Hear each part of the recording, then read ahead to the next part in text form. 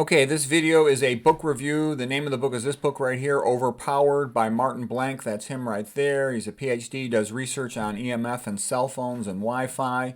Here's a couple quotes by Martin Blank. We are living in an electromagnetic age. 150 years ago, the only EMF means electromagnetic field, was sun and lightning. It's gone up millions of times since that. DNA is a fractal antenna. He did a lot of research showing that DNA itself in our body sort of attracts EMF to itself, and that causes the DNA to be more at risk to be damaged. Leif Salford, his research is talked about in the book. He says that EMF is the biggest biology experiment in the history of the world. He showed how it damages our brains.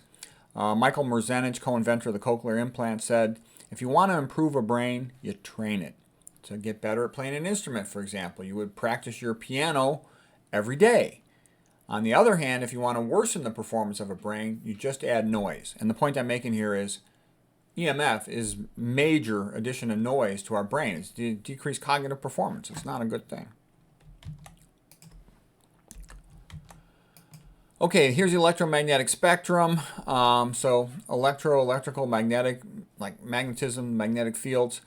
The very low frequency, extremely low frequency, that's just stuff like, what comes out of your wall, alternating current, 60 hertz, for example. The Earth itself is even lower than that. That's sub-ELF, extremely low frequencies.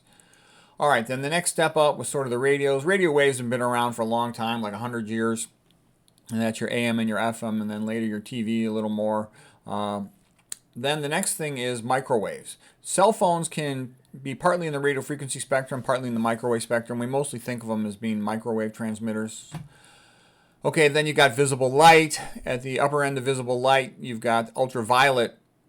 And the ultraviolet can be powerful enough in some instances to knock electrons out of their orbitals, and that means to be ionizing radiation. Okay, classically, ionizing radiation, we think of that as being medical x-rays, and then even higher frequencies are things that are radioactive. But our important thing, like what do we care about the most? Household electricity that comes out of our wall, electrical plug outlets, radio frequency. It's, radios and its overlap with our cell phones, and then, of course, microwaves, especially our cell phones, our Wi-Fi, and whatnot.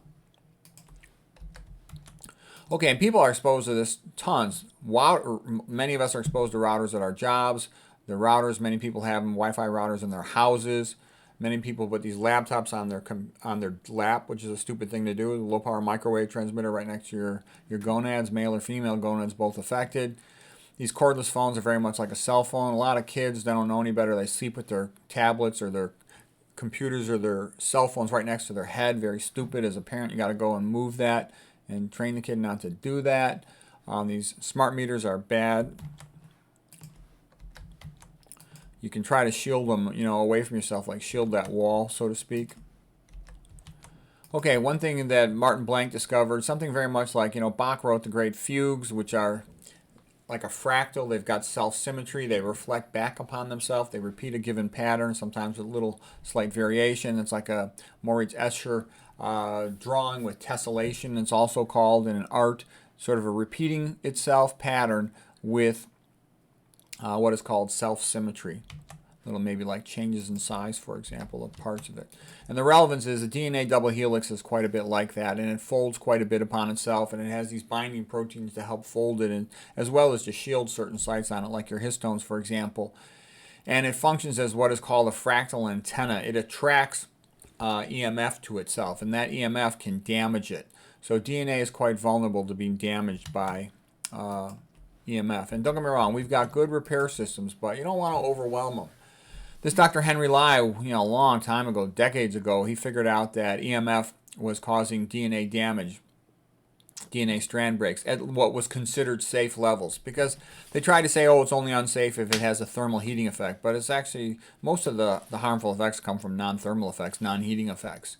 So he clearly showed repeatedly, and this has been repeated in many, many studies, that EMF damages DNA, causes DNA strand breaks. Okay, here's a guy by the name of George Carlo. He was given a lot of money to research cell phones and EMF and by the wireless industry. But then once he started showing that they increase cancer risk and they damage DNA, they damage the nucleus, cause what are called micronuclei, they took his funding away. They tried to discredit him. They tried to get Dr. Henry Lai discredited and take his funding away. I like the name for a scientist, Dr. Lai. So I'm saying here that Dr. Lai is telling the truth. Okay, this guy Alan Frey, way back in the 1970s, he showed that EMF was causing opening up of the blood-brain barrier. And he also shows it opens up the barrier between the blood and the eyeball. So things like the eyeball, the testes, the ovaries, and of course the brain, they've got blood-brain barriers so toxic chemicals don't get into those delicate structures and distort their function. They suppressed his research, and then this guy Stenek wrote a book all about showing how his research had been suppressed. And by the way, that happens. You can see this pattern. Every single one of these scientists will get their research suppressed. They'll try to fire them. They'll try to take their funding away. And that's why nobody wants to talk about stuff like this. Okay, Leif Salford, he's a neurosurgeon who was studying brain tumors, glioblastoma multiforme, and he was interested in the idea of how to open up the blood-brain barrier to get his chemotherapy drug from the blood into the brain parenchyma. And he came across the information that electromagnetic fields would open up the blood-brain barrier. So he was real curious about that because he thought that could help him get his chemo into the brain to treat the brain tumors. And then he was amazed to learn that it's not just like one frequency. It's a pretty wide spectrum of them, an extremely extensive spectrum of frequencies will all open up the blood-brain barrier. And he also noticed that that will cause headaches in some people because if you open up the blood-brain barrier, you're now allowing chemicals that don't belong in the brain parenchyma to get into the brain parenchyma, the brain tissue, and they can irritate it, and that can cause a headache. So that's another cause of headaches that's worth knowing about.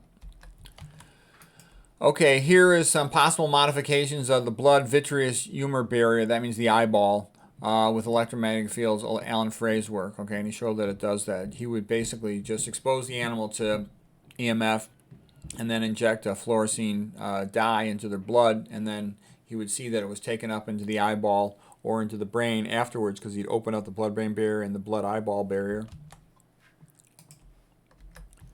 Okay, what can you do? Here's a couple suggestions. Number one, anything that's wireless, if possible, make it wired. If you got a wireless mouse or keyboard, get a new one that you can plug in.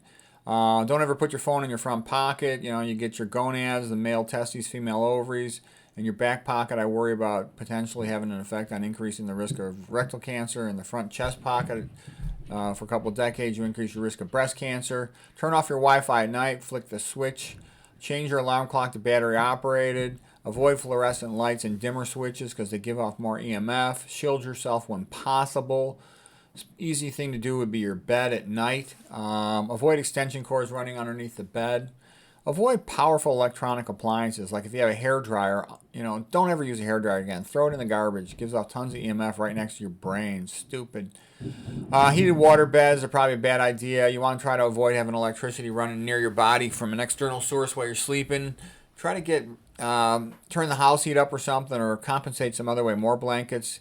Try to all these things. Nobody's going to do all these things, but just do what you can that works for you. Maybe minimize when possible.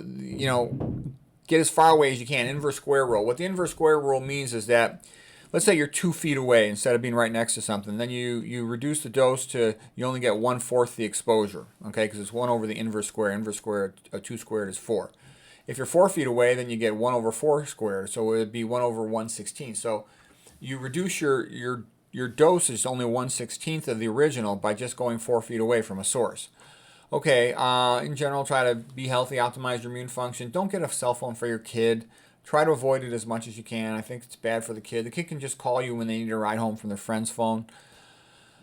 Once they get a phone, they just want to text and be social and waste time with it. Consider change your eyeglasses from metal to plastic. Apparently the metal attracts EMF to itself and can have a little bit of a harmful effect on your health. If you have a mattress for your bed, get a foam mattress if possible compared to metal springs if you are getting a new one. If you have to give your kid a phone, tell them to text preferentially rather than talk on the phone, and to never hold it close to their head. Don't put people near large electronic devices like with the beds. You don't want to have a bed facing the wall with a fridge on the other side of it or a microwave. Get the microwave out of your house. You don't need it. It gives off EMF even when it's not on. There shouldn't be Wi-Fi in schools. I think Wi-Fi in schools is incredibly stupid. I think it's, these lower sperm counts, they have a negative effect on the reproductive system. They're going to potentially sterilize tons of kids. I'd say get your kid out of the public school. For that reason and other reasons, they'll try to trick him into being confused about his gender, and then they'll sterilize him for that. The public schools have gone crazy, insane. No electronic monitors in the baby room. Those things are bad. They're like cordless phones, bad. You can consider Stetzer filters for electrical outlets. That's sort of a fancy thing about dirty electricity concept. Don't live near a cell tower or a power line. I would say try to live at least 250 yards away. An AM radio can be used as a cheap radio frequency meter. You can turn the dial beyond the stations and then listen for static as you move around. The louder the static, the worse the EMF in that area. Don't stop your car under power lines. When I'm driving, I won't stop my car underneath the power line. I'll go out of my way in the wrong direction rather than do that. I just avoid the intersections where I know there's a lot of traffic and people get stuck under a power line. I won't go in that way. Don't stand or sit next to electrical boxes. Let's say it's in your cafeteria, your lunchroom, or your house, or the transformers. And like I said, don't hang around standing or talking next to a microwave. Get the thing out of your house if you can. Anyways, it was a good book. It was worth reading. I hope it's helpful. This view was helpful.